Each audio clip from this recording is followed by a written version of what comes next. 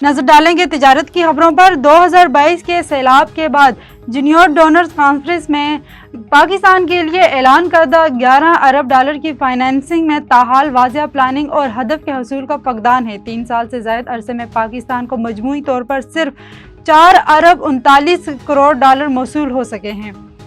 दस्तावेज़ात के मुताबिक मौसूल होने वाली फाइनेंसिंग में 2 अरब 75 करोड़ डॉलर प्रोजेक्ट्स जबकि 1 अरब 93 करोड़ डॉलर कम्योडिटी खरीदारी के लिए इस्तेमाल हुए हैं। वज़ीर खजाना मोहम्मद औरंगज़ेब ने कहा है कि चीन के साथ तमाम कर्जे रोल ओवर करने की बात हो चुकी है। मीडिया से गुफ्तगू करते हुए वज़ीर खजाना मोहम्मद औरंगज़ेब का कहना था कि रोल ओवर के बगैर हम IMF प्रोग्राम में नहीं जा सकते।